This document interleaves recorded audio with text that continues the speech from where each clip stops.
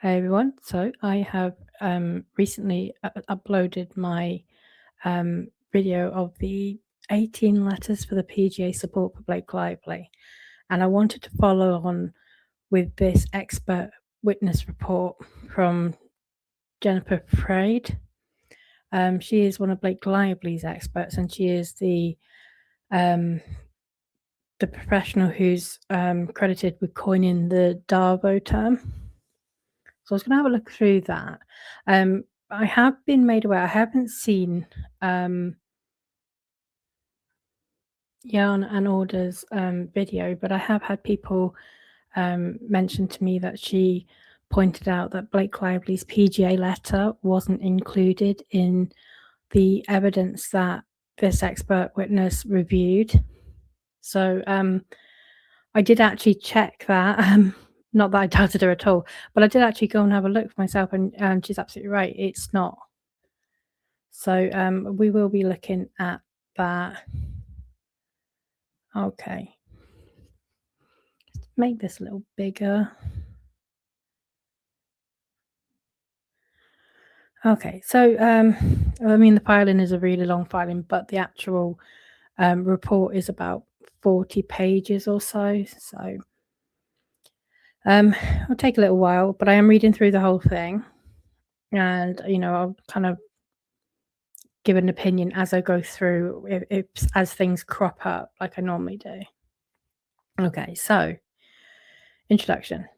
I have been retained by plaintiff Blake Lively's counsel, Manat, to provide expert testimony concerning psychological theory and research as it pertains to the response of victims of betrayal trauma, institutional betrayal, and DARVO, particularly when the perpetrator of that mistreatment is someone or some institution that the victim trusts or that has power over the victim.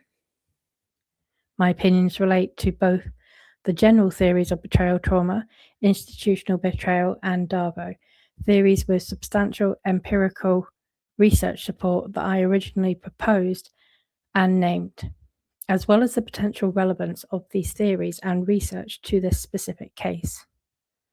I reviewed the case documents listed in Appendix B of this report. So there is no obligation on Blake Lively to provide everything, all the evidence. I think that's kind of important to just point that out. Blake Lively can pick and choose effectively what she wants to give her to review. So, there was no obligation for her to have given her the PGA letter, but that then causes a problem then when Wayfarer, in either a deposition or a trial, sort of ask questions and ask her opinion. What would her opinion be, taking the PGA letter and the contents of it into account, and things like that. And you take that risk where you withhold evidence that is damning. You take that risk of that happening, basically. Okay. In the remainder of this report, I will provide an analysis of what I have reviewed and researched based on my knowledge as a researcher and scholar of betrayal trauma, institutional betrayal, and DARVO. I will begin with information about my professional background and expertise, followed by a summary of certain relevant research findings, and then an analysis of this case based on information that has been provided to me. Okay. So, summary of opinion. Based on the information presented to me, it is my opinion that 1. Miss Lively has experienced and continues to experience betrayal trauma, institutional betrayal, and DARVO, perpetuated by Justin Baldoni, Jamie Heath, Steve Sauretz. It ends with a smoothie, Wayfarer Studios, with and through Melissa Nathan, Tag, Jennifer Abel, Jed Wallace, and Street Relations Inc. And 2, defendant's actions put Miss Lively at increased risk of the symptoms of distress consistent with research on the mental and physical health impact of betrayal trauma, institutional betrayal, and DARVO. Okay.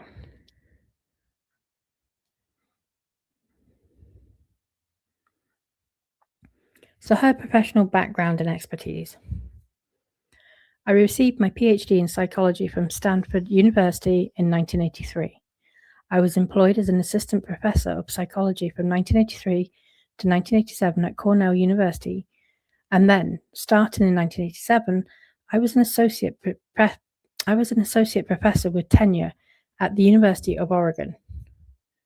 I was granted tenure in 1987 and promoted to full professor in 1992 until my retirement in 2021, at which time I was appointed Professor Emerite of Psychology. Prior to retirement, I also served as a member of the clinical psychology faculty at the University of Oregon. I currently hold 2 appointments at the University of Washington in Seattle. I'm an affiliate professor of psychology and an affiliate professor of gender, women, and sexuality studies at the University of Washington. I also recently had several appointments at Stanford University.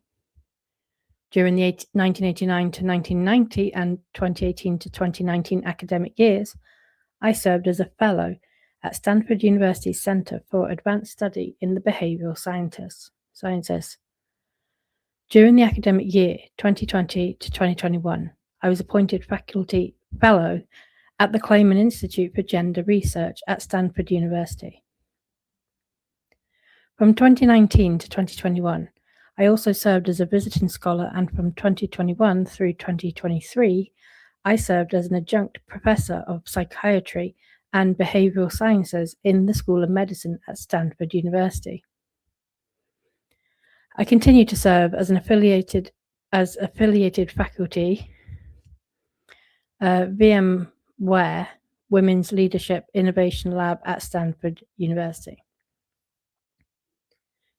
In addition to these academic appointments, I served as a member of the advisory committee in 2019 to 2023 for the Action Collaborative on Preventing Sexual Harassment in Higher Education, National Academies of Science, Engineering, and Medicine. In addition, I am the founder and president of the Center for Institutional Courage, a research and education nonprofit, and the co-founder of a leadership consulting and education firm, the Alto Group. I am not myself a therapist or licensed clinician. Rather, I research and teach topics within clinical and trauma psychology that provide a framework to understand trauma response. I am primarily a researcher and educator. As my primary employment has been as a professor of psychology at a research university, I have conducted research, published my research, advised doctoral students, taught both undergraduate and graduate courses, and participated in university service and governance. I speak frequently at conferences, universities, and other events nationally and internationally. I also occasionally serve as a consultant and/or expert witness for legal cases. My research is focused on the psychology of trauma, including mental health impacts and the nature of trauma disclosure, betrayal trauma, and institutional betrayal. I continue to conduct research investigating the impact of interpersonal and institutional trauma on mental and physical health, behavior, and society. In my research, I have collected information from thousands of research participants, including numerous individuals who have experienced sexual trauma and betrayal. I have published over 200 articles, and I am the author of the Harvard Press Award-winning book, Betrayal Trauma: The Logic of Forgetting Childhood Abuse. My book, Blind to Betrayal, co-authored with Pamela J. Birrell, was published in English by Wiley in March 2013, with translations into Korean, Japanese, Portuguese, Russian, Turkish, and both simple and traditional Chinese. In the spring of 2014, I was invited 2 times to the US White House due to my expertise in sexual misconduct and betrayal trauma. I'm a fellow of the American Psychological Association, the American Psychological Society, and the American Association for the Advancement of Science. I have received numerous national and international awards, including being named a John Simon Guggenheim Fellow and the Lifetime Achievement Award from the International Society for the Study of Trauma and Disassociation. In 2014, I received the Gold Medal Award for Impact in Psychology from the American Psychological Foundation. I received an honorary doctorate from Claremont Graduate University in May 2024. So it's quite an impressive resume. A more complete summary of my training, education, and experience is included in my CV attached to this report as Exhibit 1. My CV also contains a list of all publications I have authored, including the last 10 years. I've also included in this report, Appendix A, a list of all cases in which I have testified in the last 4 years. And to be clear, I'm only going through her actual report as it pertains to this case. I'm not going to be going through her CV and all of her past testimonies. Compensation. I am being compensated at a rate of $800 per hour for this report and any rebuttal reports, and a rate of $1,000 an hour per hour for deposition and trial testimony, if applicable. Okay, so research framework. So it's going to begin with betrayal trauma. Research that my students, collaborators, and I have conducted over 2 decades has identified the unique harm caused by severe betrayal. We call this betrayal trauma. Betrayal trauma is a term I introduced in conference presentations beginning in 1991, and then in a publication, followed by a Harvard Press book. It has become a term used by many other researchers and psychologists since then. Betrayal trauma is primarily a function of the nature of the victim-perpetrator relationship, with certain predictable consequences. When a victim depends upon or trusts the perpetrator of interpersonal trauma, that trauma is significantly more toxic on average than when individuals are harmed in other ways, such as trauma committed by strangers or non-interpersonal traumas such as severe accidents. Severity of trauma is thus not primarily about the severity of the behaviors of the perpetrator, but rather the relational betrayal inherent in the perpetrator's behaviors. In peer-reviewed research conducted over the past 3 decades, we have shown that this toxic quality of betrayal impacts individuals and their ability to have healthy relationships with others. Individuals who experience betrayal trauma are more likely to suffer from symptoms of depression, anxiety, disassociation, personality disorders, substance abuse, and even physical health problems. When those individuals attempt to find new relationships, they are more likely to have difficulty trusting others, leading to instability and difficulty with intimacy, or, due to continued betrayal blindness, more likely to be overly trusting of dangerous others, leading to victimization. So we have some definitions here. Betrayal trauma. A betrayal trauma occurs when someone you trust and or someone who has power over you mistreats you. Research shows that betrayal traumas are toxic and harm people psychologically and physically. Betrayal blindness. Betrayal blindness, a key concept of betrayal trauma theory, is the unawareness, not knowing and forgetting of betrayal traumas. Victims, perpetrators, and witnesses may display betrayal blindness in order to preserve the relationships, institutions, and social systems on which they depend. In addition to demonstrating the harm of betrayal trauma, we have also found evidence for betrayal blindness, whereby victims frequently do not fully perceive, remember, or comprehend the betrayal. The function of betrayal blindness is to preserve relationships that feel necessary in some way due to the amount of trust, power, dependence, and/or closeness.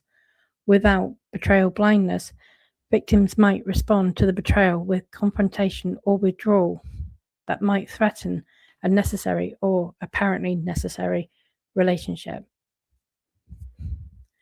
Betrayal blindness can thus cause victims to fail to recognize or fully recognize that they are being mistreated by someone. Research indicates that betrayal blindness can lead to full or partial forgetting of the event, minimization of the significance of the event, and delays in disclosure, or even failure to disclose the event. Research on betrayal trauma has become increasingly prevalent and now entirely completed by researchers outside of my lab. Dozens of peer-reviewed articles have been published about betrayal trauma. A scholarly journal published a whole special issue on betrayal trauma and institutional betrayal. Institutional betrayal. Betrayal trauma theory has been extended to the concept of institutional betrayal.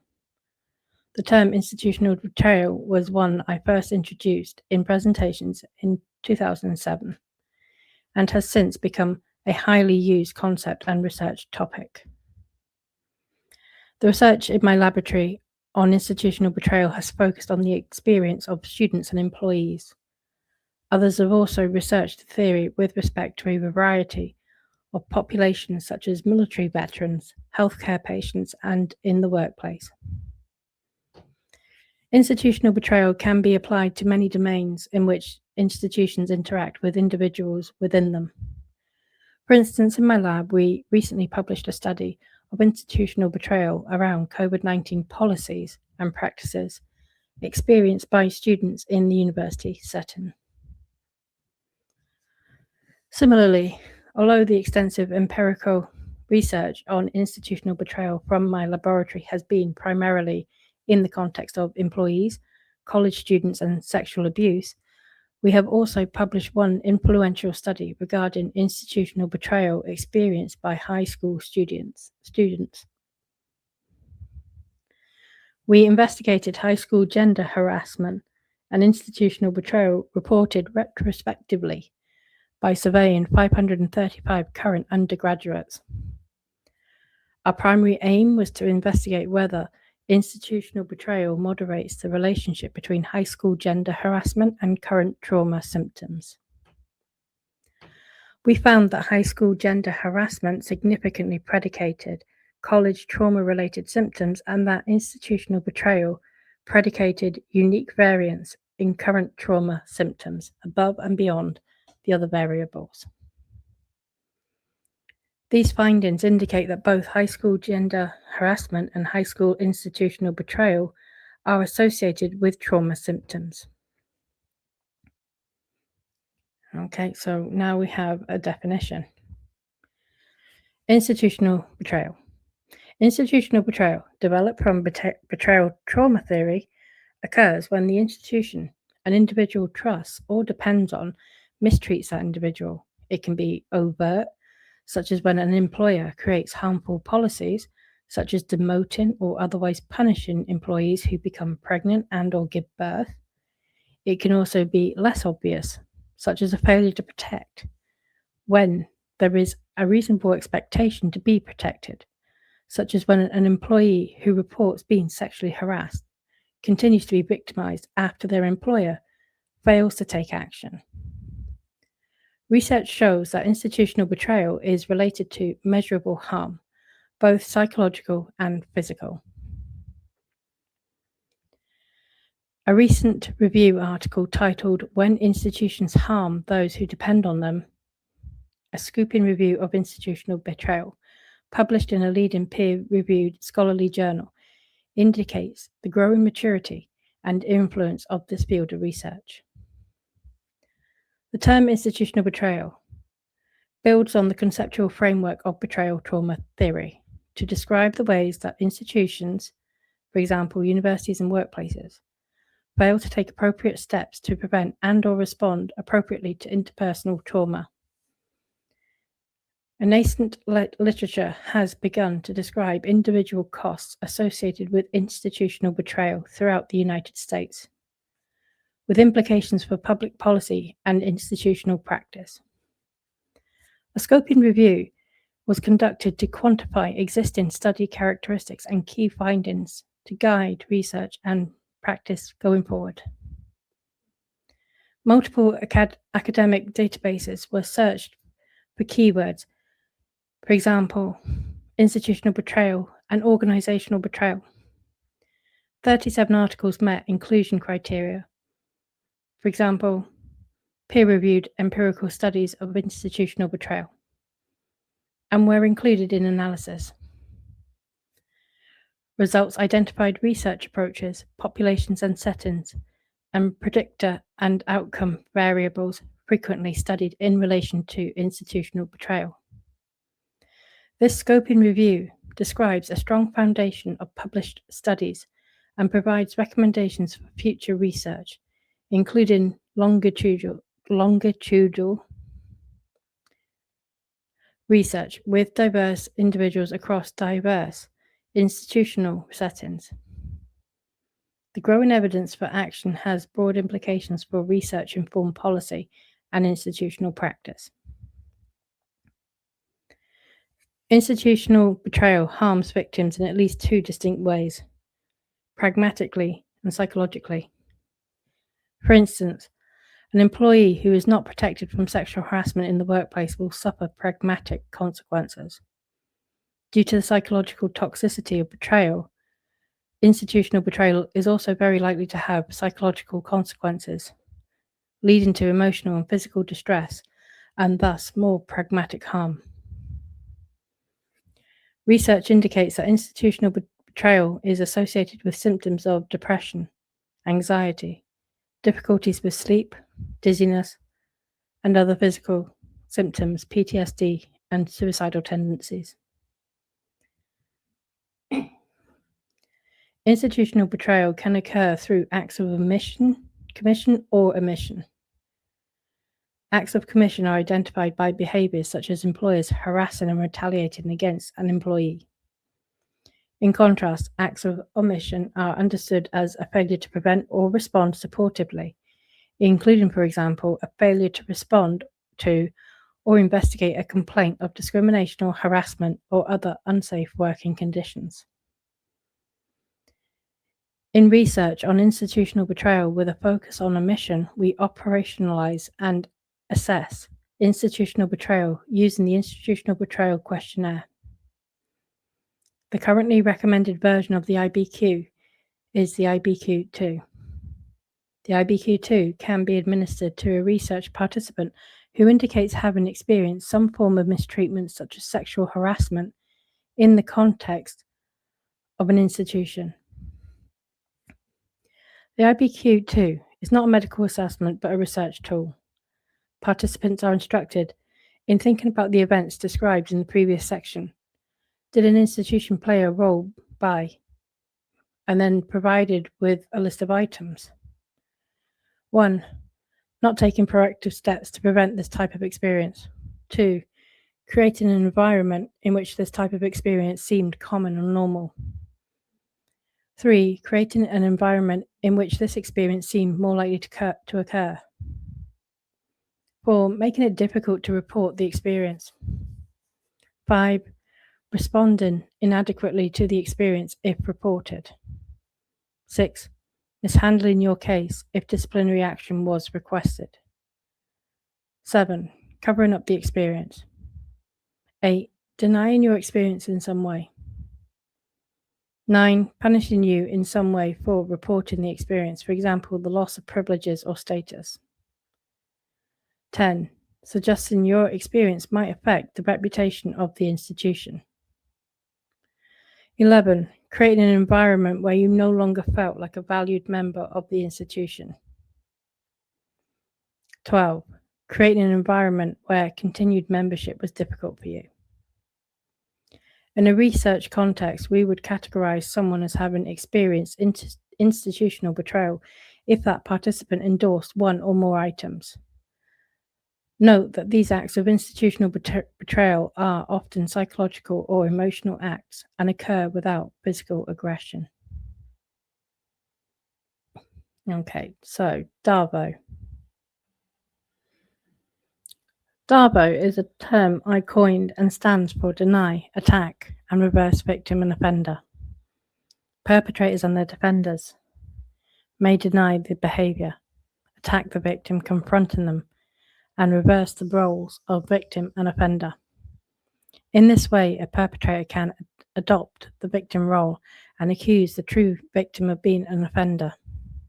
This can occur when an actually guilty perpetrator assumes the role of falsely accused, attacks the victim's credibility, and accuses the victim of perpetrating a false accusation. One of the primary sources of inspiration for me in identifying the pattern and coining the term DARVO was the response to Anita Hill's testimony in the Clarence Thomas confirmation hearings in the 1990s. Anita Hill described being the victim of sexual harassment in the workplace. The response from Thomas, many senators, and many in the press was to deny her claims, attack her credibility, and place her in the role of offender, while presenting Thomas as the victim. I noticed in the 1990s that the pattern was a frequent response of individuals being held accountable for wrongdoing such as sexual harassment, and I thus labelled the pattern as DARVO. In the last decade, my colleagues and I have conducted research on DARVO responses. Our survey and experimental research has revealed that DARVO is associated with harm to victims by inducing self-blame, leading to increased trauma symptoms beyond the trauma exposure and reducing the believability of victim reports when heard by third parties. This impact of DARVO speaks to its effectiveness for perpetrators in rendering victims less believable and less likely to speak up, as self-blame leads to self-silencing. Fortunately, education about DARVO can reduce its negative impact on victims and observers. So we have some definitions. DARVO stands for deny, attack, and reverse victim and offender. Perpetrators and their defenders may deny the behavior, attack the victim, confronting them, and reverse the roles of victim and offender. In this way, a perpetrator can adopt the victim role and accuse the true victim of being an offender. Institutional DARVO occurs when the DARVO is committed by an institution or representative of the institution or with institutional complicity.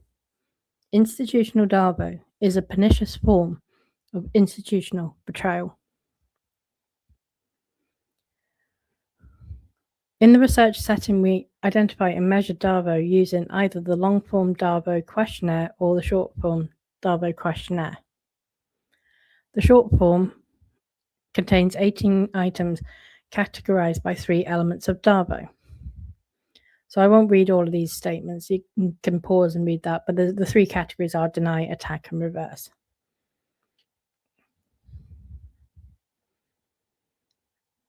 While these 18 items are instructive, they are not exhaustive.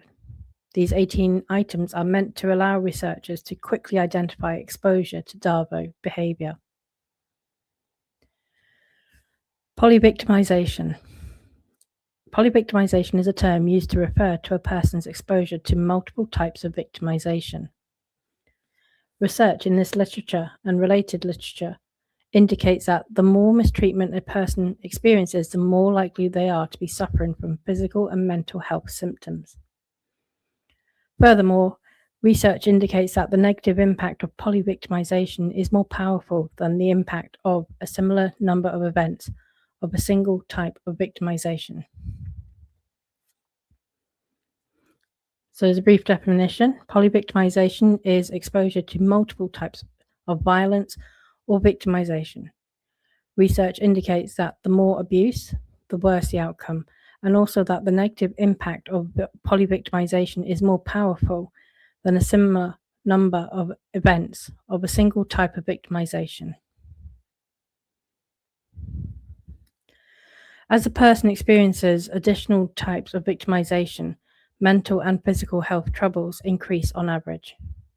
Similarly, more instances of victimization leads to greater sensitization to later stressors and then more PTSD and other difficulties.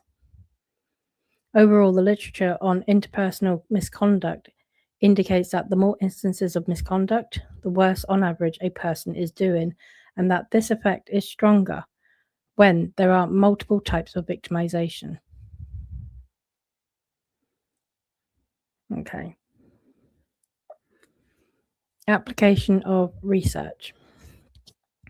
So this is where she applies her knowledge and the research that she's done previously to the facts of the case.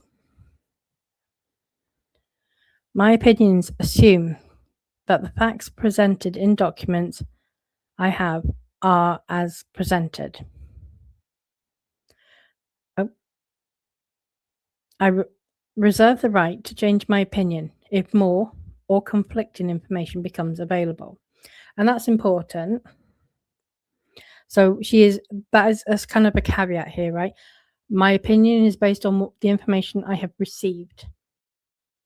And she is reserving the right to change her opinion if more information, conflicting information, becomes available. And this is where the fact that she wasn't in receipt of the PGA letter at the time of writing this report becomes relevant, because she will almost certainly be asked, maybe in a deposition if she's been deposed, certainly at trial if she's on the stand, she will be asked by Wayfarer's counsel, please read this PGA letter, or have you read this PGA letter? Does it change your opinion in any way? She will be asked something to that effect. Okay, the analysis below only includes examples rather than every instance of betrayal, trauma, institutional betrayal, and DARVO in this matter. Okay, Ms. Lively experienced betrayal, trauma, and institutional betrayal. When an individual must trust someone with power over her, and this isn't where just straight off the bat, with that alone, that is going to be a problem in light of the PGA letter. When an individual must trust someone with power over her and that powerful person betrays the individual, that is betrayal trauma. And we know that Wayfarer did not exert power over her at all. She was the one with all the power. When an individual is betrayed by an institution, including an employer that has power over her, or she must depend upon or trust through acts of commission, retaliation, or failure to protect, that constitutes institutional betrayal. For example, institutional betrayal occurs when an employee depends on and or trusts their employer, and their employer violates the employee's well-being, including by discriminating, harassing, or retaliating against the employee. Research shows that when such violations come from a trusted authority, the impact is more profound because it undermines the individual's trust in the very system she was supposed to be able to rely on for protection. Ms. Lively experienced betrayal trauma and institutional betrayal at the hands of defendants through many instances of sexual harassment and retaliation. It is important to add that Wayfarer, through their actions and inactions, allowed this betrayal trauma and institutional betrayal to go on for longer than it likely would have had they responded adequately to concerns that Ms. Lively raised regarding Mr. Baldoni and Mr. Heath's behaviour in connection with the film It Ends With Us, and have continued to perpetuate.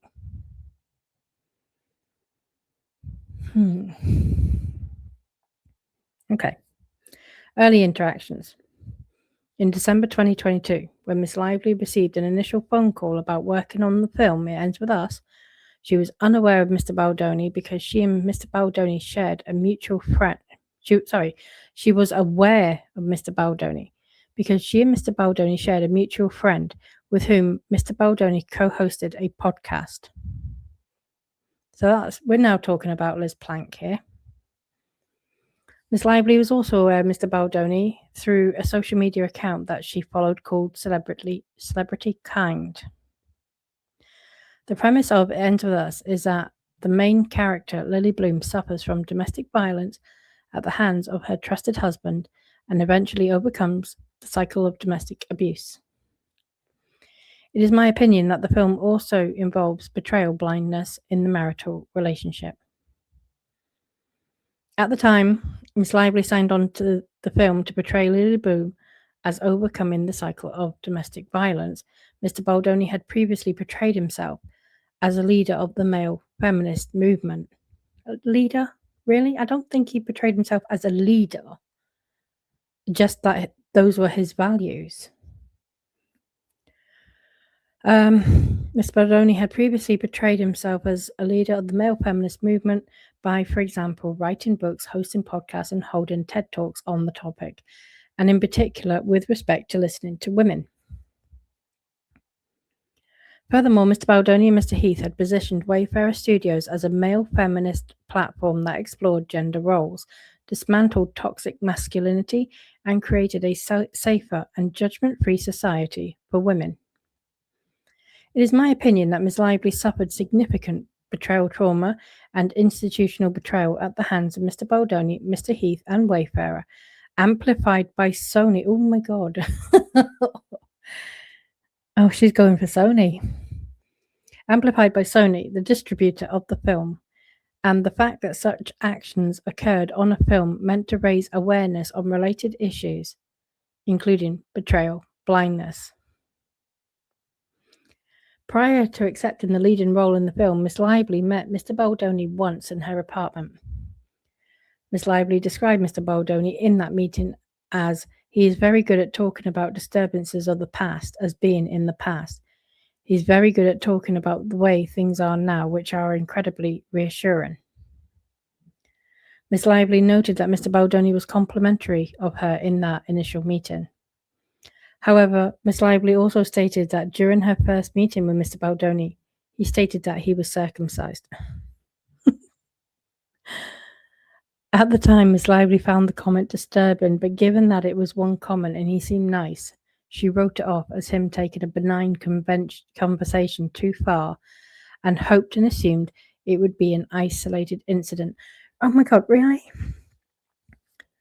So she was okay with Lively engaging in the discussion of whether Baldoni's son was circumcised, but Baldoni merely mentioning that as an infant he had also had the procedure is a bridge too far.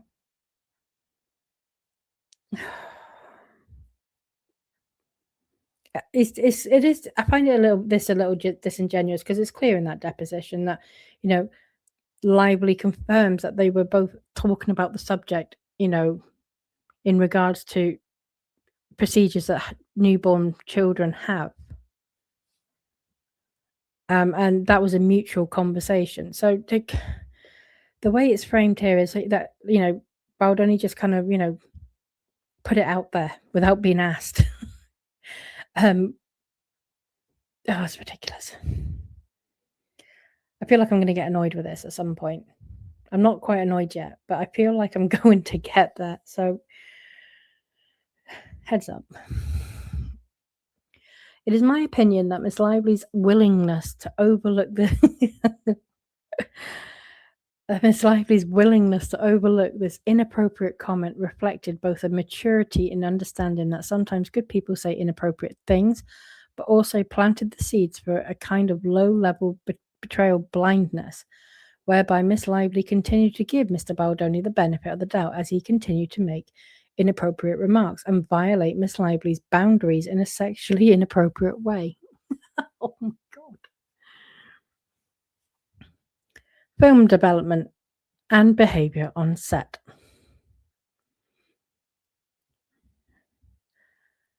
Once Miss Lively started working on the film, Wayfarer and Mr. Baldoni in particular became extremely important to her work life due to their near complete control of the working conditions of the film as her employer. Are you serious?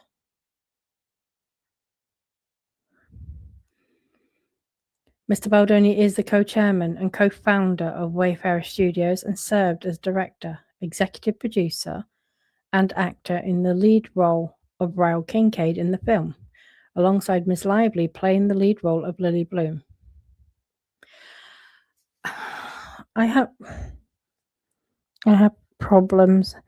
I mean, she is assuming that, right, that the control was on Wayfarer's side and Justin Baldoni's side because of the number of roles that Justin Baldoni had. But I do wonder if she looked at the red lines, all of the various red lines of the ACTA loan-out agreement, and grasped how much control Lively had. And also to suggest that Lively's only role was playing the lead of Lily Bloom is just ridiculous, because she had an executive producer credit too before, production started. That was agreed from the outset. She wouldn't even sign on to the film unless that they agreed that. And then that progressed to producer. So I find that wild, because she's highlighting that Justin Baldoni was an executive producer, but she's not done that for Blake Lively. And I would be asking why. Did you assume that Blake Lively wasn't also an executive producer on this film? Because you're wrong. Throughout the production, editing, and promotion of the film, Miss Lively was Wayfarer's employee along with all other cast and crew. I mean, that is literally a contested point. That's a highly contested point, and she's making that assumption. And I think she's wrong. I do not think that the evidence supports Lively being an employee at all. Sony was the co-financier and distributor of the film. It is my opinion that this institutional hierarchy allowed Wayfarer to engage in unchecked misconduct, facilitated by Sony, leaving Miss Lively with little to no recourse. Okay. For example, after Miss Lively reviewed the original script and signed on to play the role of Lily Bloom, Mr. Baldoni led the process into making significant changes to the script without her consent, adding nudity and other graphic sexual content that would have required Miss Lively to depict an on-screen orgasm, perform simulated oral sex, and perform a birth scene. Oh my God. The framing of this is wild, but I do appreciate, in fairness to her, and I do want to keep reminding everyone, she can only work with what she's been given by Lively. That she will be destroyed if she has to testify to this and face cross-examination. Just even at this point, never mind the rest of it. She will not do well. The addition of such scenes to a script would have been a material change requiring an actor's consent. I mean, the intimacy coordinator says, not necessarily in many cases. On set, Mr. Baldoni spoke to Miss Lively about his prior pornography addiction, divulged information about his sex life, and made unwanted sexual comments about Miss Lively's and others' appearance. Mr. Heath entered Miss Lively's trailer while she was nude from the waist up and her breasts were exposed, while she was having body makeup removed, despite Miss Lively's request that Mr. Heath remain outside or refrain from looking at her whilst undressed. She didn't request that he remain outside.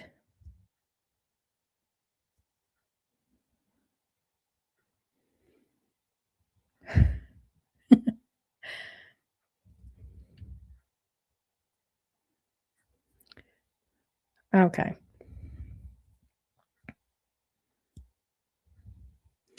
Mr. Baldoni also improvised intimacy scenes with Miss Lively that had not been rehearsed, choreographed, or discussed with Miss Lively in advance. For example, nuzzling into Miss Lively's neck in a scene that did not indicate this type of intimate touching in the screen.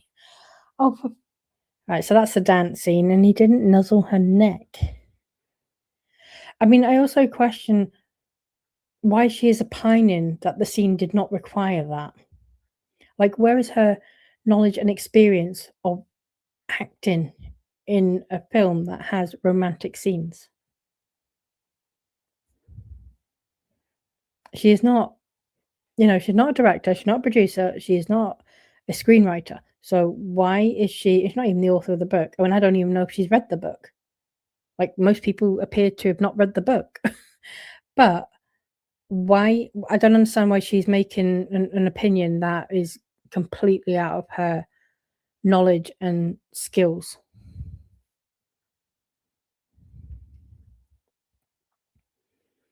Right, okay. For example, nuzzling into Miss Lively's neck in a scene that did not indicate this type of intimate touch in his script. Wayfarer also failed to take precautions to ensure Miss Lively's physical and emotional safety. For example, Miss Lively alleges that Mr. Baldoni and or Wayfarer did not implement close-set protocols for filming of a scene in which Miss Lively was to portray giving birth, pressured Miss Lively to simulate full nudity, to show and instructed Mr. Heath to show Miss Lively a graphic video of his own naked wife in the context of giving birth without seeking Miss Lively's consent in advance.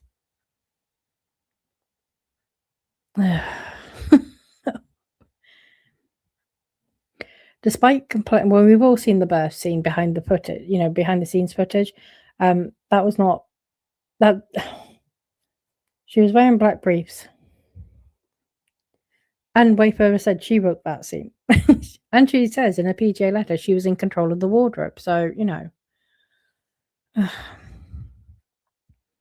Despite complaints by Miss Lively and others about Wayfarer's behaviour on set, Wayfarer decided not to conduct an internal investigation or make any human resources support available to Miss Lively or others, thus confirming that the institutional structure would not protect her.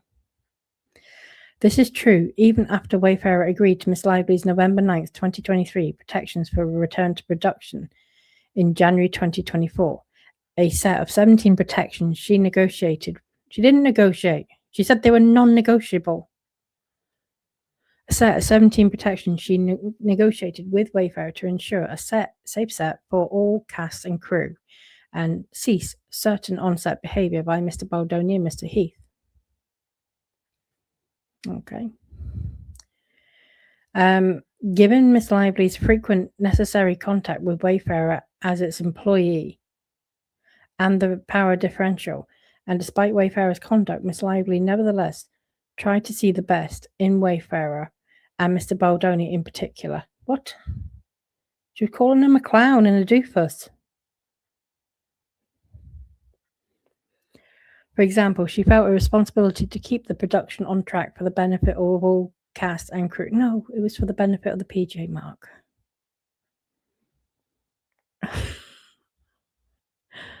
As a result, it is my opinion that Miss Lively oscillated between awareness of Mr. Baldoni and Wayfarer's toxic behaviour and an understandable desire to hope for the best. For example, in June 2023, after Miss Lively had made her concerns known, Miss Lively explained how she felt during a meeting in which Mr. Baldoni and Miss Lively discussed her complaints. I just wanted a safe set. I just wanted a workplace that wasn't controlled by their touch and their gaze and how they wanted to do things. Oh, how they wanted to do things. And their lack of boundaries and their behaviour when a boundary was expressed. So an apology was not something I was looking for. I just wanted to do my job. Around the same time, after a female cast member told Miss Lively about her growing concerns with the conditions on set, that she found it difficult to talk to Mr. Baldoni, Miss Lively responded, I know, I find it really hard to speak to him. I try to cover it with busyness, but not sure that covers what's going on. So she's referring to Jenny Slate there. But at the same time, it is my opinion that Miss Lively did keep giving Mr. Baldoni and Wayfarer the benefit of the doubt. For example, in January 2024, Lively reassured a female cast member, again, Jenny Slate, that as a result of the protections for return to production that Wayfarer and Sony had agreed to, you don't need to hug anyone this time, to which the female cast member responded with gratitude. Miss Lively continued that he won't touch you, or shouldn't. I don't think he or Jamie will. Miss Lively expressed her belief that after the protection for return to production, it would be a professional set and we're getting good work. Okay. So, analysing Miss Lively's experiences under IBQ 2.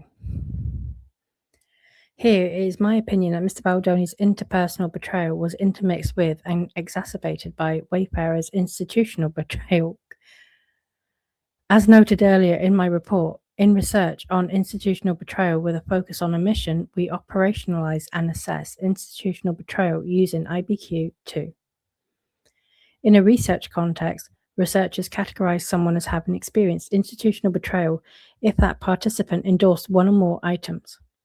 It is instructive to consider the experiences of Miss Lively in light of these behavioral descriptions of institutional betrayal. Based on the information presented to me, it is my opinion that Miss Lively's experiences are consistent with many, if not all, of the behaviors captured by the IBQ2 survey items. I provide examples below. Item 2. Did the institution play a role in creating an environment in which this type of experience seemed common or normal? Using the items from the IBQ2 as a guide to thinking about this case, we can consider item 2.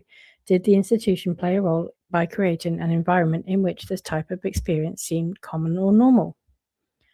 Miss Lively testified that she repeatedly raised concerns about conduct by Mr. Baldoni and Mr. Heath that she perceived to be sexually harassing, and that instead of addressing her concerns, Wayfarer dismissed her.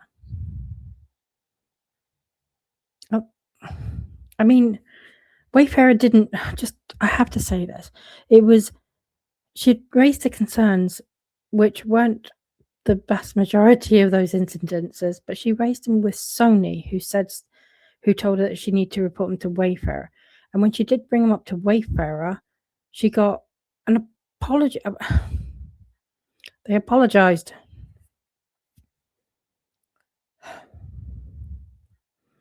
For example, Miss Lively testified during filming, Mr. Heath showed her a video of his nude wife without Miss Lively's consent. When Miss Lively confronted Mr. Baldoni did not condemn or renounce Mr. Heath's conduct, but only expressed that it was his fault. I told him to show you because I thought you wanted to see it. Mr. Heath testified that he showed Miss Lively the video because Mr. Baldoni told him that she wanted to see it. This only served to confirm Miss Lively's concern that Wayfarer did not see such behaviour as an issue and would not ensure a safe set. Similarly, when Ms. Lively raised her concerns to Andrea Giannetti, currently the Executive Vice President, Production and Senior Creative of Columbia Pictures, a label owned by Sony Pictures, Ms. Giannetti downplayed and minimized Ms. Lively's concerns. No, she also saw the video and didn't think it was a problem, right? So we're now pitting one woman's viewpoint of being shown that video against another woman's viewpoint of being showed that video. And the one who doesn't seem to think that it's a big deal is being dismissed here.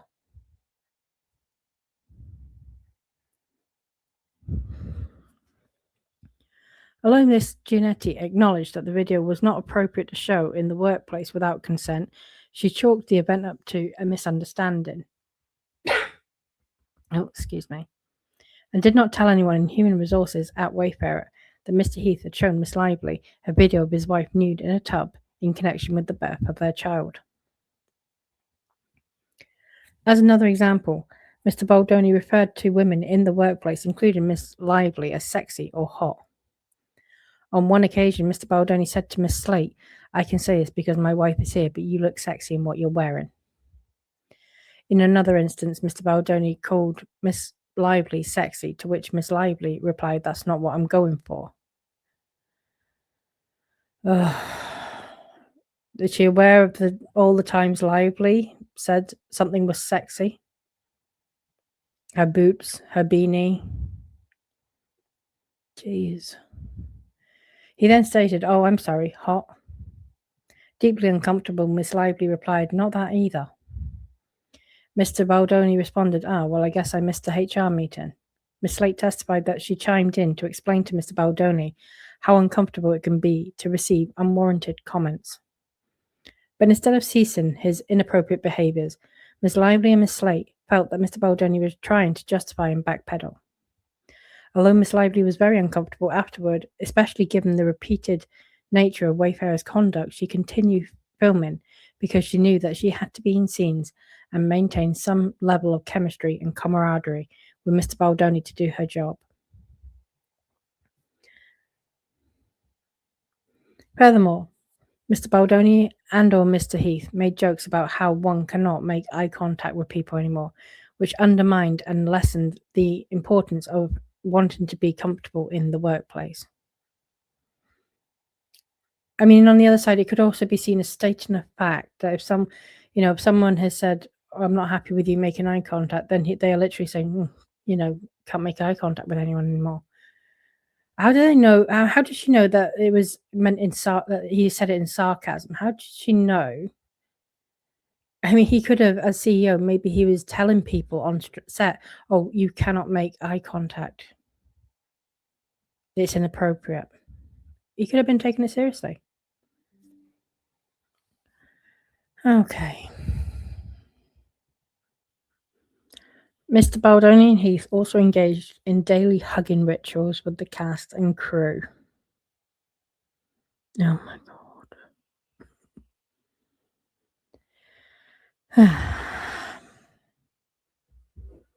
I'm losing the will to live now. Yep, even Mia flinched at that one.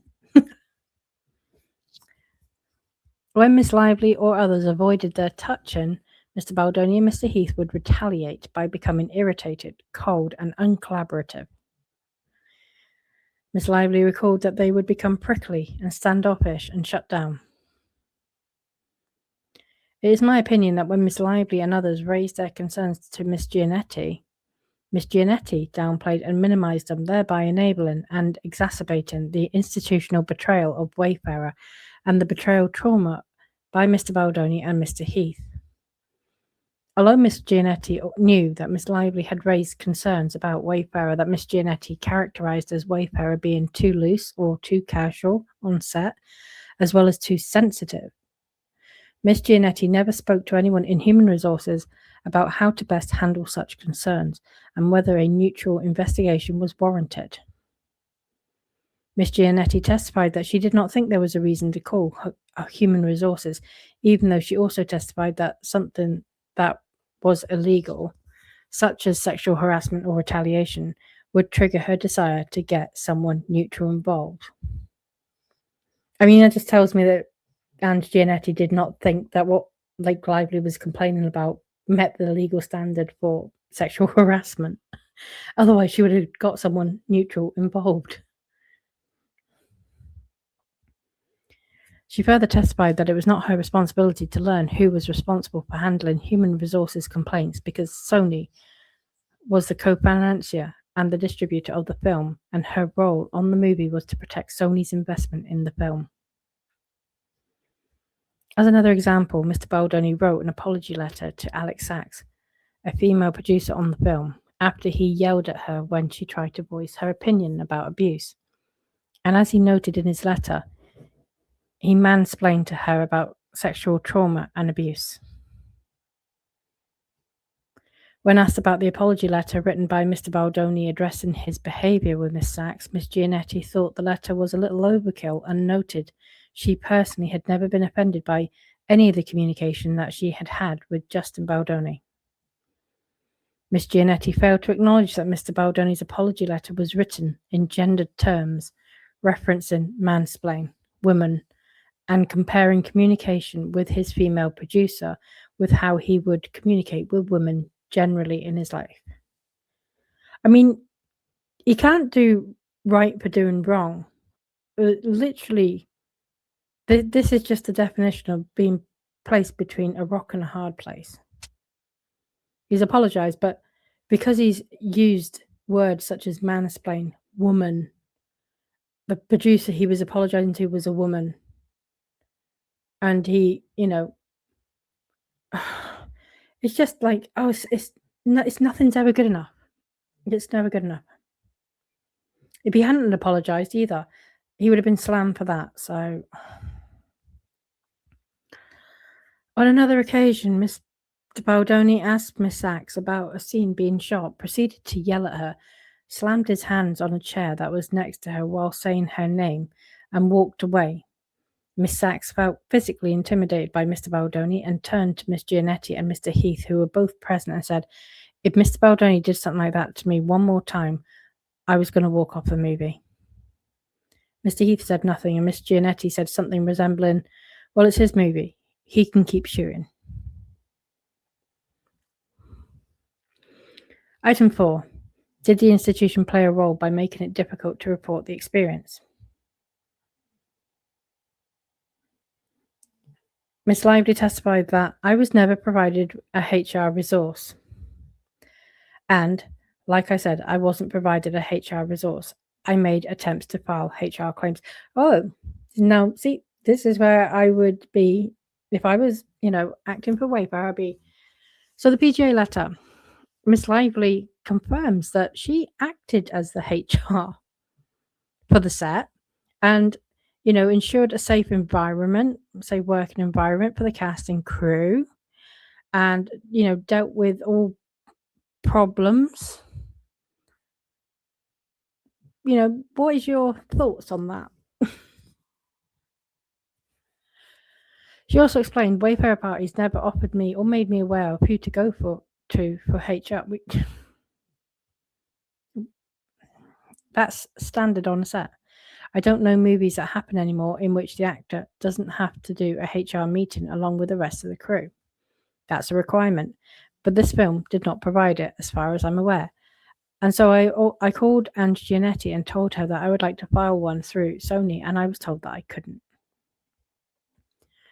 Others on set similarly testified that Wayfarer did not make harassment training, resources, or reporting avenues readily available in connection with the film. Wayfarer set up a third-party sexual harassment training, but any reporting all went back to Wayfarer as opposed to Sony. Ms. Giannetti testified that Wayfarer was responsible for handling human resources complaints related to production, and Sony would typically expect a production company it was working with, such as Wayfarer, to provide workplace harassment training for the cast and crew before the start of production. She did not think it was her job to police behavior on set. Wayfarer, however, did not have a human resources department dedicated to the film. Before production began, Ms. Sachs raised concerns to Wayfarer that given Mr. Baldoni's role at the company, the film's workplace harassment protocols should come from Sony. Mr. Heath later agreed it might be advisable to hire an outside agency for the production, but no such agency was ever retained. When asked why, Mr. Heath testified that there had been a constant flow of suggestions before filming, and added that most independent films do not have human resources personnel outside the production company. When pressed whether Wayfarer's HR was responsible for on-set issues, Mr. Heath said he deferred to Miss Sachs, the production supervisor and line producer.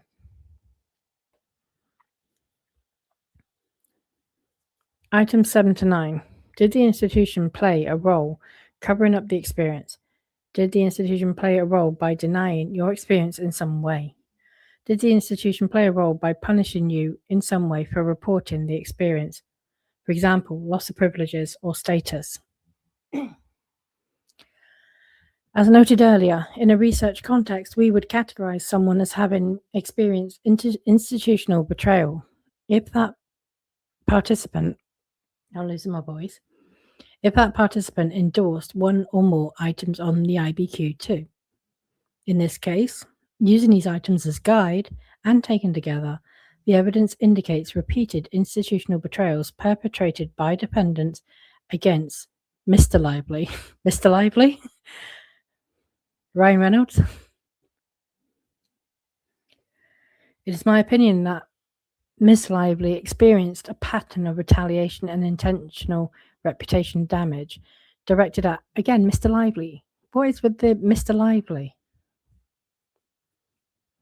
As set forth in detail below in DARVO. Each time Mr. Baldoni was confronted with concerns, he tried to explain and justify why his behaviour was okay, why Miss Lively shouldn't feel the way she felt about it. Additionally, on November 10th, 2023, when Sony received Miss Lively's protections for return to production, Michael Marshall, the president of business affairs at Sony, copying in Miss Giannetti, told Mr. Heath, as discussed, the overall tone of the response has to be part denying the underlying institutions/allegations, but doing so in a way that doesn't inflame or escalate further, since most of what's on the list Wayfarer is acknowledging/addressing. It is my opinion that Sony's response to immediately invalidate and deny the implications of wrongdoing without any investigation or understanding of the facts leading up to the protections for return to production rather facilitated the institutional betrayal by Wayfarer. The next day, on November 11th, 2023, Wayfarer responded to Miss Lively's protections for a return to production, echoing that requested tone. Wayfarer, Sony, and production respectfully acknowledge that your client has concerns regarding safety, professionalism, and workplace culture. Although our perspective differs in many aspects, ensuring a safe environment for all involved is paramount irrespective of differing viewpoints. The following day, on November 12, 2023, Mr. Baldoni texted his friends. In an effort to gain power over me personally and the studio, we received a legal letter citing how unsafe I and the workplace were for the actors. We all know what this document insinuates, that I am unsafe/sexually harassing, etc., etc., etc. Then there's even silly things inferring Jamie was inappropriate, which is silly. It's all manipulation. I believe this is in part punishment for standing my ground and not giving her little things she wanted. On January 5th, 2024, Mr. Baldoni texted his friends again, stating, my brain was trying to defend itself when they were needing me to apologize for all the ways I fucked up and made her feel unsafe. They essentially said that Jamie and I are not who we claim to be, and that for us to have a podcast is unsafe because it makes people feel like we are unsafe. I was read from a phone all the things that I did, while many of them were based in actual situations. The events were wrong and things were taken completely out of context. The word creepy and abuse were used in reference to me in my behavior. It's hard to feel so much of what they believe about me is false because they are so convinced it's real. Wayfarer signed the protections for return to production on January 19th, 2024. It is my opinion that Mr. Baldoni's text to his friends after receiving Miss Lively's protections for return to production, accusing Miss Lively of being manipulative and manufacturing her complaints, downplayed her concerns while at the same time acknowledging that she was accusing him of sexual harassment and creating an unsafe set. Additionally, on May 6, 2024, at a dinner with Colleen Hoover, the author of the book on which the film was based, it is my opinion that Mr. Baldoni and Mr. Heath continued to cover up Miss Lively's experience. Miss Hoover left the dinner blindsided and disappointed that it felt like she was made to not like Miss Lively, and that Mr. Baldoni and Mr. Heath's intention was to get Miss Hoover on their side, or just explain their side before Miss Hoover heard it from Miss Lively. Miss Hoover testified that this behaviour was not at all what she would have expected from Mr. Baldoni, based on how he had portrayed himself early on when he optioned the book from Miss Hoover. Miss Lively experienced DARVO. As explained earlier in this report, DARVO stands for Deny, Attack, and Reverse Victim and Offender. Institutions or individuals who engage in DARVO use it as a form of defense or punishment to shift blame to the complainant and undermine their credibility and minimize the complained of conduct. The materials provided to me include examples of these components of DARVO and show that defendants engaged in DARVO. Deny. Denial can be absolute, or it can depend on minimizing the severity of behavior. In this case, defendants relied primarily on minimization. Mr. Baldoni always admitted to his behavior. He would just try to explain it and justify why it was okay, why Miss Lively shouldn't feel the way she felt about it. Mr. Baldoni claimed that there were innocent things I said taken completely the wrong way, and it's all manipulation. I believe this was, in part, punishment for standing my ground and not giving her the little things she wanted. He also claimed the events were wrong and things were taken completely out of context. The word creepy and abuse were used in reference to me in my behavior. It's hard to feel so much of what they believe about me is false because they're so convinced that it's real. But when Miss Lively confronted Mr. Baldoni about Mr. Heath showing her the initial seconds of a video of his wife in connection with the birth of their child, Mr. Baldoni responded, "I told him to show you because I thought you wanted to see it." Mr. Heath also admitted to his behavior, but also claimed that Mr. Baldoni told him that Miss Lively wanted to see it. Mr. Heath also repeatedly downplayed and reframed Miss Lively and others' complaints, portraying them as overly sensitive or difficult, while characterizing their reports of misconduct as normal creative friction or misunderstandings. Even though he recalled in vivid detail each incident that occurred on set, Mr. Heath consistently framed the women's experiences as mere differences in perception, insisting that while they may have seen events one way, he and Wayfarer saw them differently. It is my opinion that Mr. Heath essentially offered a performative acknowledgement of the women's experiences, recognizing them only to deny their validity and reassert his version of events, as though the women's experiences were subjective misunderstandings rather than the actual misconduct. Okay, attack. In DARVO, attack usually takes the form of attacking the credibility of the person or people making an accusation of harmful behavior. Reverse victim and offender can build upon this attack by positioning the true victim as causing harm to the true perpetrator.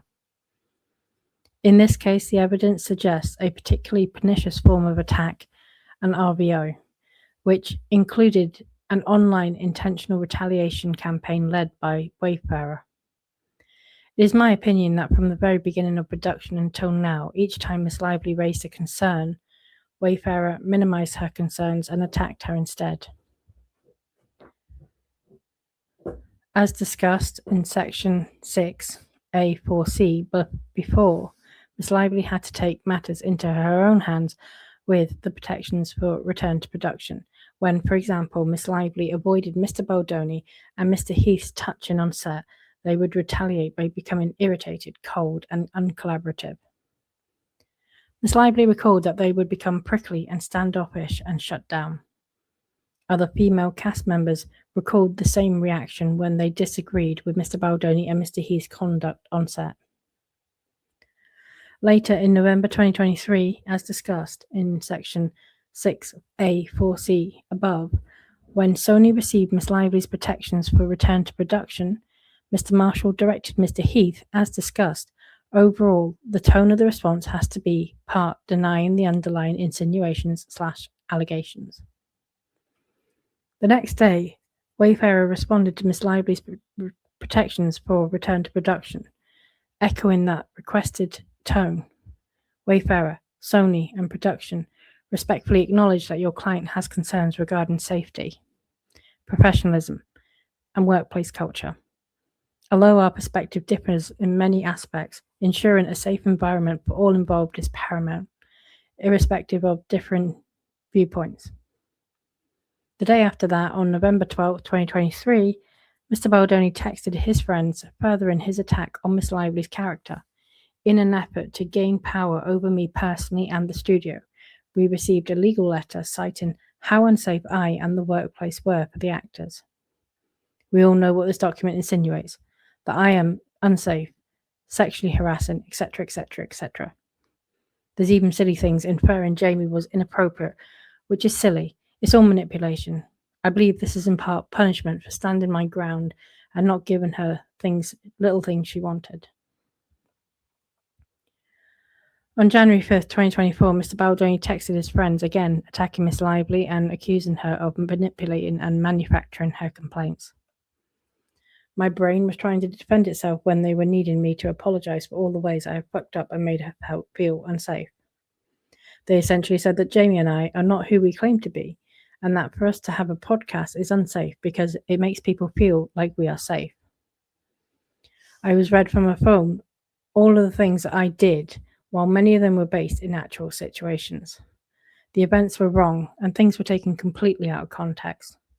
The word creepy and abuse were used in reference to me in my behaviour. It's hard to feel so much of what they believe about me is false, because they are so convinced that it's real. Wayfarer ultimately signed that, and it just cuts off there. But I'm guessing that's the 17-point extortion letter.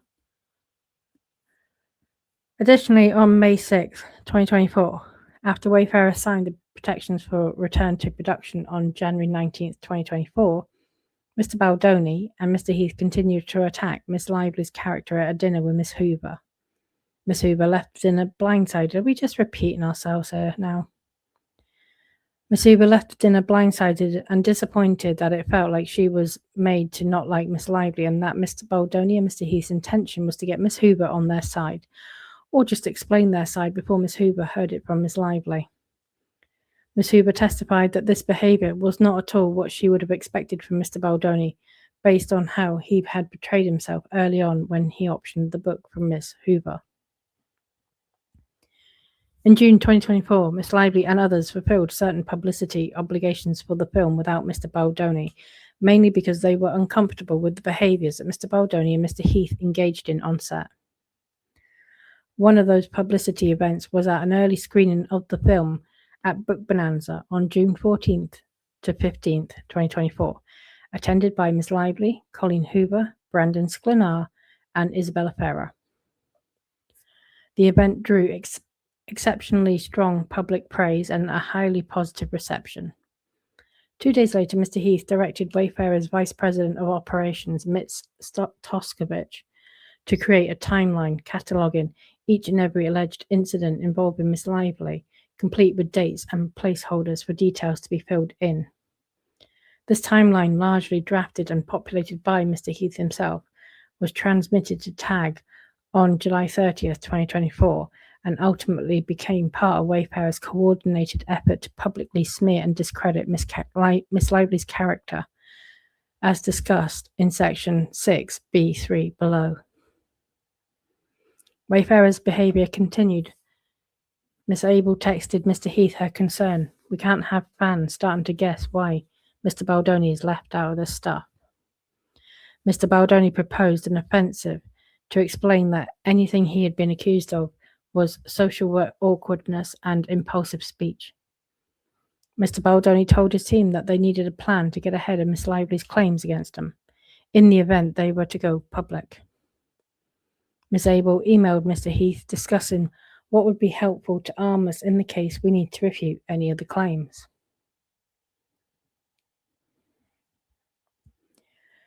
Around the time the film was released in August 2024, it is my opinion that Wayfarer engaged in further attack and RVO by causing the online smear campaign to commence with attack and RVO themes that followed the same themes Wayfarer had used against Miss Lively up to that point. Miss Lively alleges that the goal of the smear campaign was twofold. 1, to conceal the pattern of harassment and other misconduct by Wayfarer, and thus is relevant to the denied component of DARVO. And 2, retaliate against Miss Lively by battering her image, harming her business, and causing her and her family severe emotional harm. Just to remind you all, she obviously withdrew her infliction of emotional distress claims and can now only allege garden variety emotional distress because she refused to divulge her medical records. So unless she's prepared to provide evidence of suffering severe emotional distress, she cannot make that claim. In her deposition, Miss Lively recounts, there was a story that was being told about me suddenly on August 9th that I was a bully and my character was being attacked. Miss Lively further explains that's part of what is so unique about the smear campaign, is that there was not a single event or moment or experience or revelation that led to this. It felt like a scattershot of negativity, so I can't even keep track of all the narratives. The narratives included and continue to include an assault on Miss Lively's character and casting her as a mean girl, a bully, tone deaf, and power hungry, including by attempting to take over the film. This felt to Miss Lively like an erasure of so much, not only goodwill that she had built up over many decades, but on the film's press tour. In July 2024, Wayfarer engaged a crisis communications specialist, Melissa Nathan, and her company, TAG, along with Jed Wallace and Street Relations Inc. in early August, to execute the smear campaign. On July 30th, 2024, Wayfarer transmitted to TAG the timeline it had been building that catalogued each and every alleged incident involving Miss Lively. On August 2nd, 2024, TAG circulated a scenario planning document to Wayfarer should Miss Lively and her team make her grievances public, which advanced misleading counter narratives, including blaming Miss Lively for production members' job losses. That was true. It's in her PGA letter even. We're talking about the first AD here. And that is absolutely true that she had that woman, Julie Bloom, that is, she had her fired. She even admits it in her PGA letter. That's just... That's just... Fuck. That's so rage-inducing, to be honest, to read that. My analysis assumes that Wayfarer, through TAG and others, engaged in whole or in part in the conduct set forth in the scenario planning document. Mr. Baldoni expressed concerns that the plan had not much defence and lacked protection. In response, TAG and Wayfarer exchanged texts stating, among other things, that Mr. Baldoni wants to feel like Miss Lively can be buried, and imagine if a document saying all the things that he wants ends up in the wrong hands. I wonder if she was aware of Van Zandt.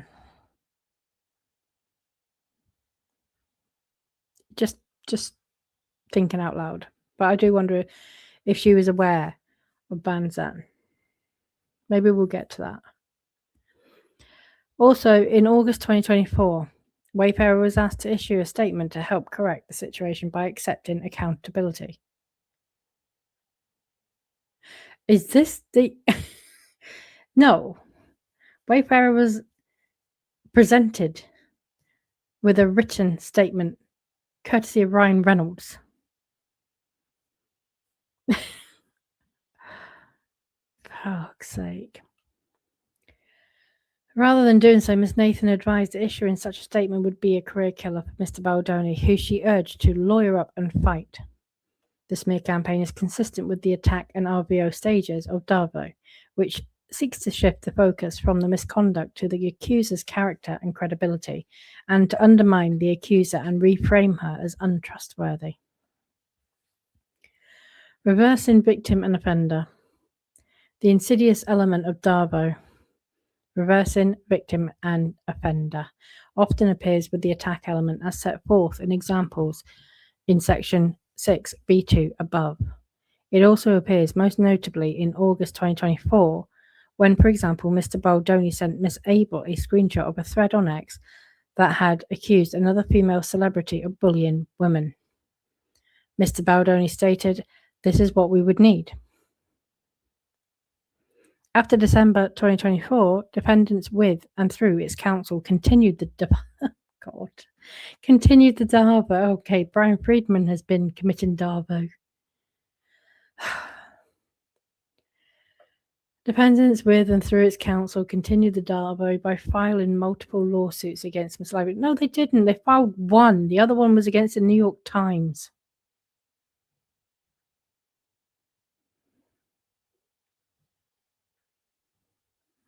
She's even. This is how stupid this is, right? One of them literally is the New York Times. The other one is Jed Wallace against Lively.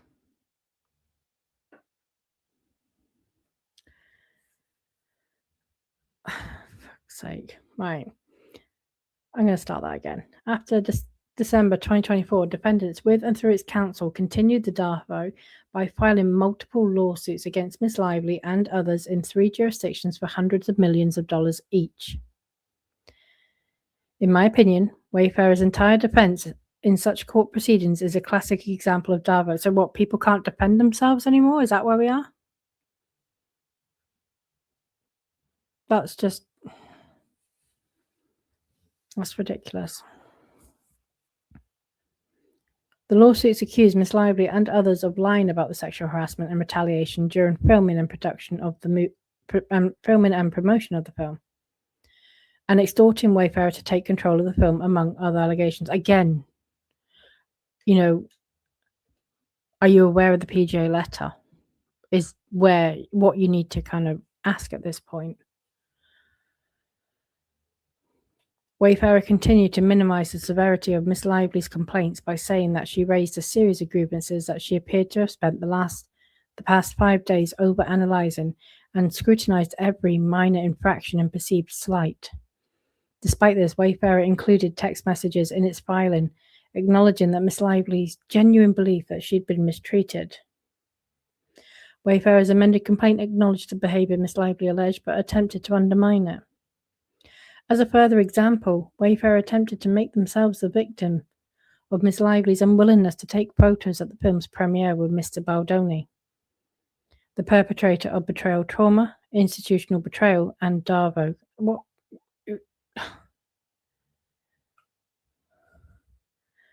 Wayfarer, God, that was a really strong sentence. Like, we were already condemning the guy here. No, he's the perpetrator. He definitely did it. I know she's got to. I know this is her job. Okay, so I get it, but I just find it so frustrating that she's writing this, knowing that there is a bunch of stuff that she has not seen, which completely undermines everything she's saying here. Wayfarer claimed that Miss Lively was responsible for her and the cast not participating in any marketing or promotion of the film alongside Baldoni, in spite of Baldoni and Wayfarer's acquiescence to all her demands. However, in my opinion, it is expected for a victim of betrayal trauma, institutional betrayal, and DARVO to not want to further subject herself to trauma at the hands of the same individuals or institution.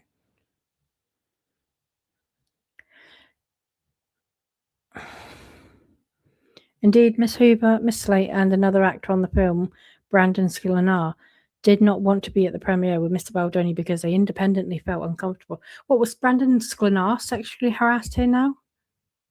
Like, why was he uncomfortable?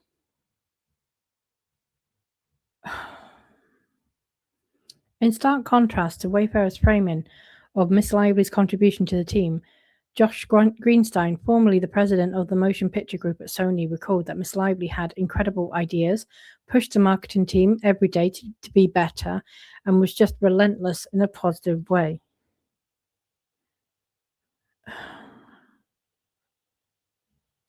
Okay.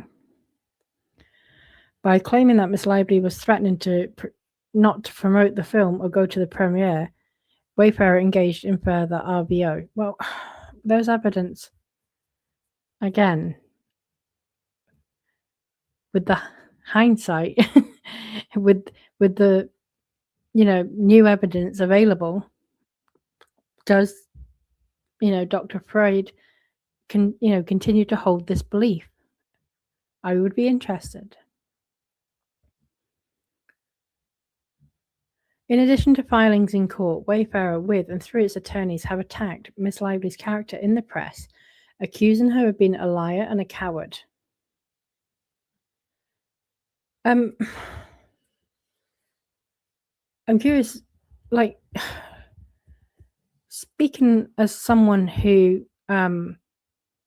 was subpoenaed for merely talking about this case And, speaking about my own situation of domestic abuse. And then the misrepresentations that were made about my involvement, even when they withdrew the subpoena, that I had met and conferred, and they had everything they needed from me, even though we had not met and conferred, and they had nothing from me. She is a liar, and that's my opinion.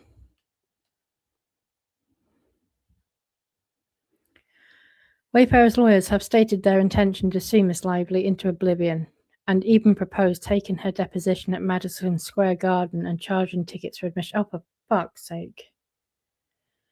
Can no one take a joke? Could no one deal with sarcasm anymore?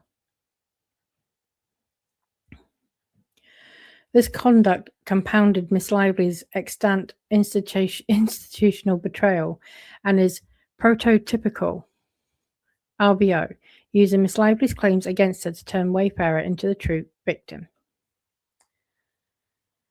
Defendant's conduct puts Miss Lively at increased risk of physical and mental distress consistent with research on betrayal trauma, institutional betrayal, and DARVO. What physical distress? And what mental distress? I mean, she skipped off to Capri to go and film Another Simple Favor right after all of this. At the outset, it is important to establish that institutional betrayal often precedes, co-occurs with, or follows betrayal trauma. DARVO follows betrayal trauma. These patterns characterize many instances of institutional betrayal associated with interpersonal harm that occur in an institutional context. We know from the research on institutional betrayal in these cases that the harm is best understood as a new injury that exacerbates the harm of the betrayal trauma. Sometimes people think that multiple traumas would protect the victim from new harm, imagining perhaps that traumas are like immunity to a virus in which initial exposure helps protect against future severity. However, as explained earlier in this report, in the section on poly-victimization, section BD, the impact of multiple traumas, including institutional betrayal and DARVO, is just the opposite of this. Each new trauma compounds the impact of the prior traumas. Based on the documents provided to me, and based on decades of research on betrayal trauma exposure, it is my opinion that Wayfarer's conduct puts Miss Lively at an increased risk of betrayal blindness, including forgetting, unawareness, not telling, re-victimization, depression and suicidal ideation, anxiety, shame, PTSD, disassociation, physical illness, hallucinations, self-harm, problematic substance abuse. Indeed, Miss Lively has confirmed that she suffers from certain of these symptoms because of the scorn, pity, ridicule, humiliation suffered, which resulted in physical and emotional suffering. Mr. Greenstein recorded a phone call with Miss Lively that he described as someone who was going through severe trauma, is all I can describe, almost hyperventilating, crying, incredibly upset, inconsolable, I would say.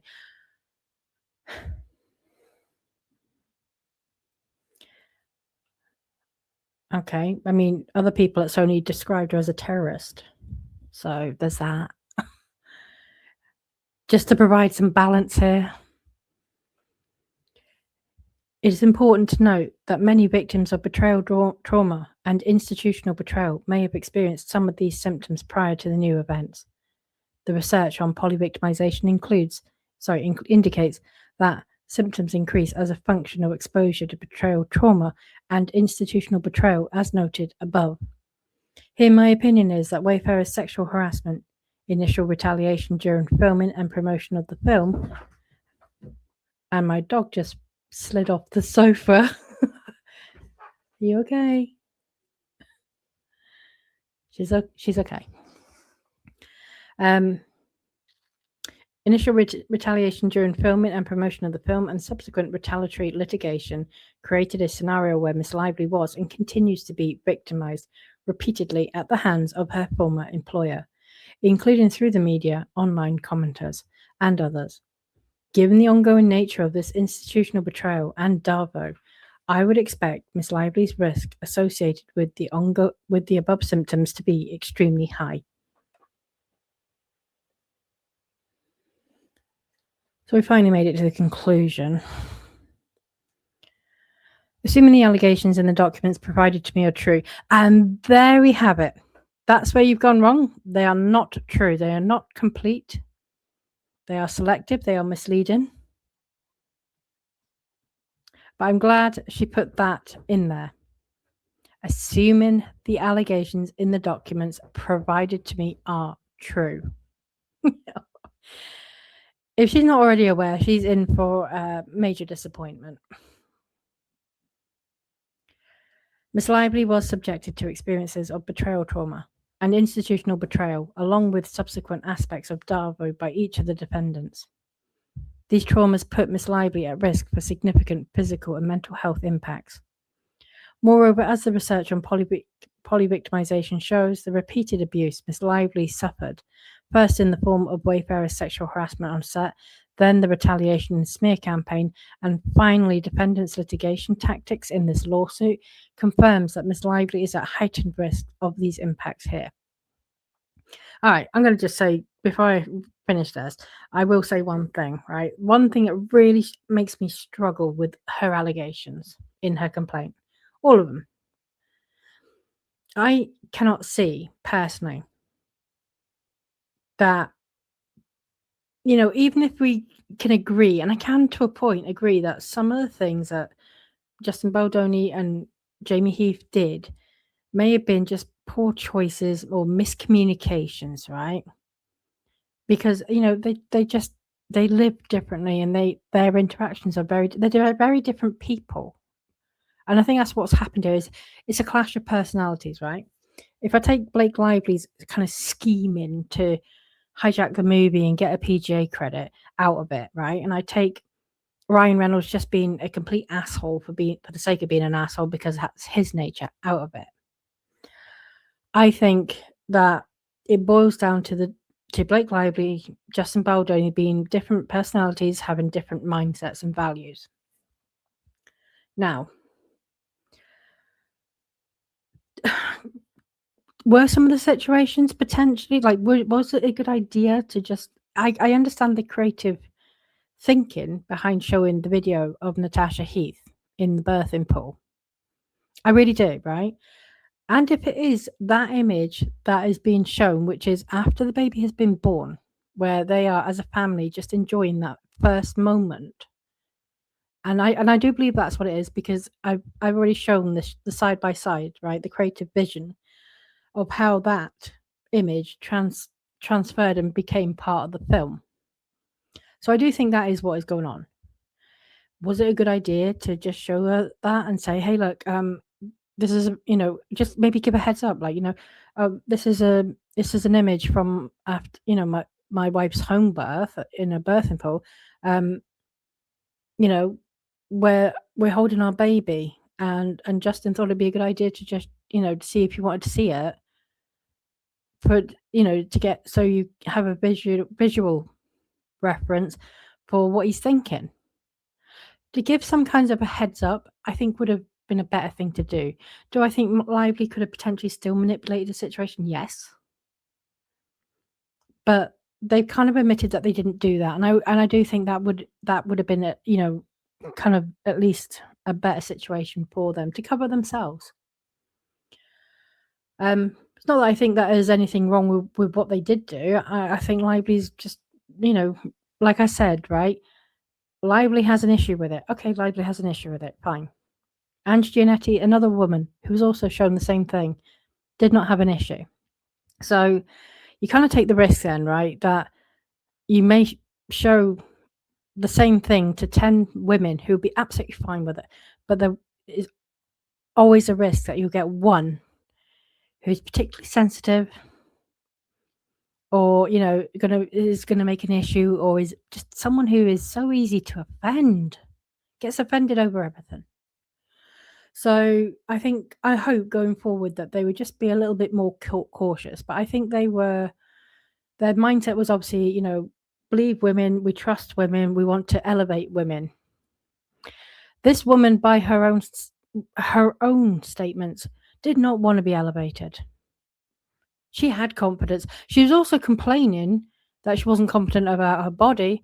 But then, in the April 2023, after the whole fat shaming allegation, and the trainer had gone back to Blake Lively and Ryan Reynolds and told them what Justin Baldoni had asked about her weight, one of the things that Blake Lively says in her, she was messaging someone, I can't remember who it was, but she was like, I told him I'm confident. I don't need you to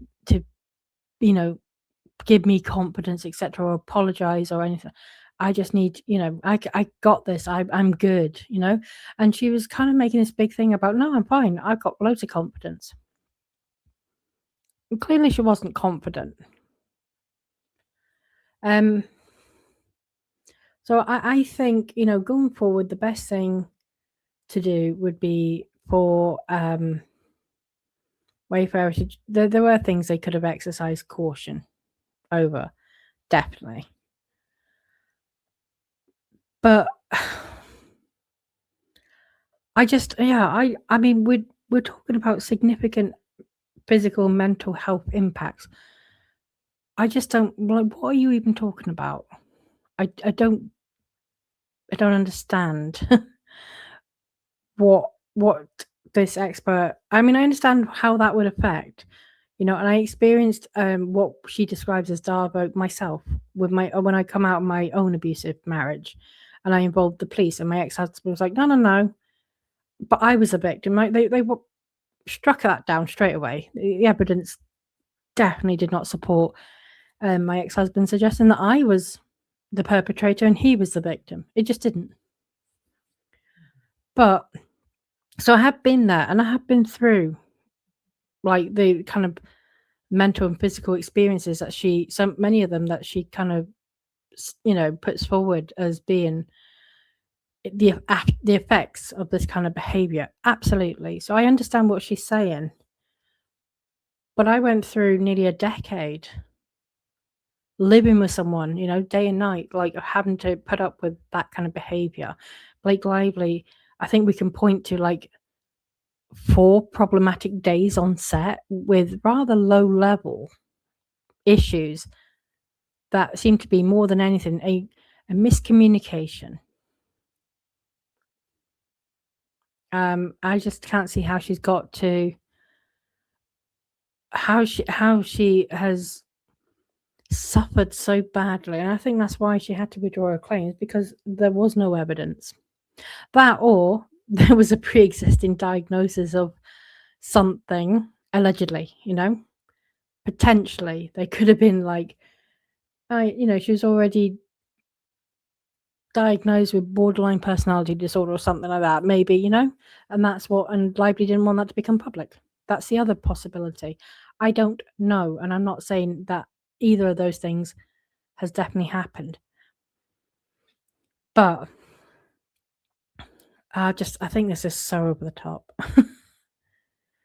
Okay, so